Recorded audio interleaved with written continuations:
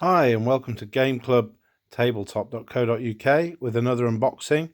This time it's for Warlords Beyond the Gates of Antares, Strike on Kara 9 introductory game. The interesting thing about this is not the starter set. The starter set's slightly bigger. So this is very much an entry level box set, which features everything you need just to start yourself off on a basic level of the game. So again, there is a starter set which has more content. As you can see, the first sort of surprise in this is, instead of the softback rulebook that it's meant to come with, this copy, and I think some other copies now, are featuring the full hardback rulebook, which we'll come back to in a moment. Again, as is often the case with Warlord games, for simplicity's sake, we've got this really cool quick reference sheet, which also acts as a divider between the heavy rulebooks and the stuff that we're probably most interested in, the plastic sprues. You can see we've got a bag of dice. This game mainly uses a D10 to determine hits and saves, but also uses some other dice which are included for the amount of shots you might get or the amount of hits that you do. So on top of that, we've got some little stands. We've got some drones in this set, which are going to fulfill various different roles in the armies, and they're in there. And then one of the key concepts, not just here in Antares, but in some other of the Warlord games as well, is the order dice, which are used to determine the order you give to your unit, but also the order in which you get to activate units. So green representing one army, red the other, as they're drawn out of the bag, which hopefully we'll show you in some later game playthroughs. Then obviously you get to activate if your colour comes out.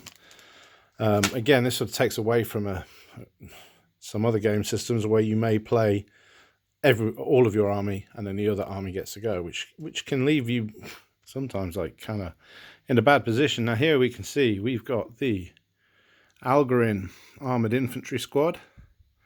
We've got 5 legs because we're going to build 5 troopers out of this with all the different options. And again, you're going to want to look through and see which weapons you want to include, and also, I don't know if I get this. There we go. You can see one of them is unhelmeted, and you could use that one obviously to represent a leader of this squad. And we've got one of those, 2 of those, and 3 of those. So with this set, you can build 15 of the AI squad members, armored infantry. And again, that would be 3 squads of 5, or, you know, if you're going bigger, then you could always, do a squad. I think you got to 8 in a squad, but again, that's in the rule book. Plastic bases, obviously. There we go. 2 bigger bases. And we're going to come now to what's going to fit onto these bigger bases as we look at the other army in the box, which is the Concord, which is again one of the other main armies in the Antares universe.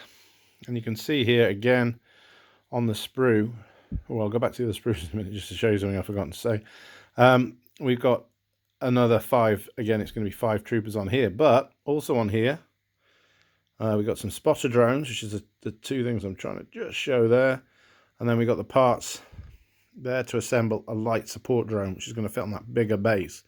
Drones are a key part of a lot of armies, actually, which we'll, like I said, we'll come to hopefully when we do a gameplay video on this, but especially the Concord, who are a machine intelligence, so they're integrated machine intelligence, so they utilize machines a lot. So we've got the spotter drones there, which will obviously make your units more effective if you decide to spend the points on them, and then light support drones, which obviously will count when you get into the game and deeper as a support choice to help you pad out your armies and let you select the correct units to make an army.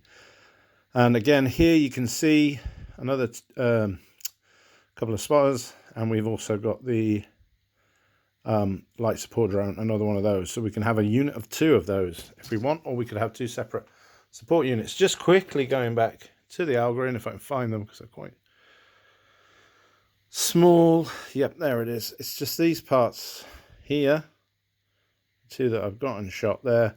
They make up the Algarin equivalent of the spotter drones. And again, there's one on each sprue of those, so you could attach a spotter drone to each of your armies. And I think off the top of my head, they're about 10 points to add to your unit. So you're talking probably about 10% or less, and that lets you re-roll a miss. Now these are pin markers, so if your unit takes a hit, then they'll take a pin, and this makes it harder when you pull out their dice. If they've taken it before, they're activated that round, then it makes it slightly harder for you to activate them. You have to take a command test first to make sure they're brave enough, if you like, to stand up and keep fighting. Otherwise, if they fail that test, they'll go down and try and get some extra cover, make it harder for people to hit them. Again, you get a decent amount of these. Now, not often you'll see in gameplay videos people using these like one per hit, but if you want to, if you look on there, it's not as visually obvious, but they can be turned, and there's numbers on the bases, so each one of these could in principle represent the sort of, I think it's 10, is it there? 10 pins on a unit, but again, normally by that point they would have probably run away. The other plastic markers in here, we've got a couple of battle drone fields, which again is another drone that can be added, and they provide you with a sort of force shield in front of you. And then this template here is used for some of the larger weapons that hit an area, and again you just put that over the unit. But again, that's included in this, even though it is just an introductory box. I don't think there's anything that can do battlefields in the box, but it's there for when you get the drones. And again, there's some other markers to show effects, etc., that might have happened to soldiers out in the field. And then finally, well, no, not finally at all, this is the introductory book. So again, this is just for the Strike on Cara 9. And again, we'll try and look into these details. It's going to show you how to assemble your miniatures, which if you haven't done miniature building before, again, these aren't too complicated. But again, even on a trooper, there's 4 or 5 different elements to stick together. You're going to be picking what weapons you want to put on.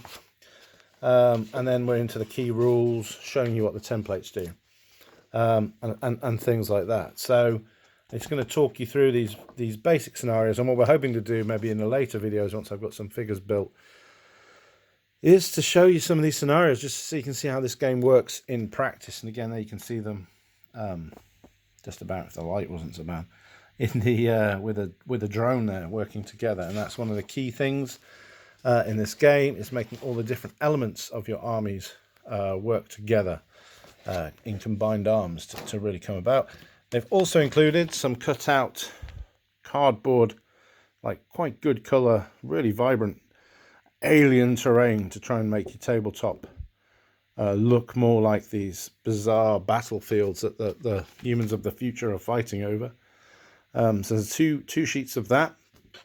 And also, no, this is the last thing in the box. I don't know if I'll be able to get it all out, but we've got this great battle mat which folds out. And again, that's going to convert, so you can, without having to spend a lot of money on terrain mats. There you go, you can see it's a good sized mat here.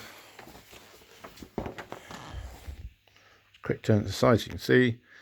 Plenty of space for this, especially for these smaller starter armies that we've got in this box to be played out on.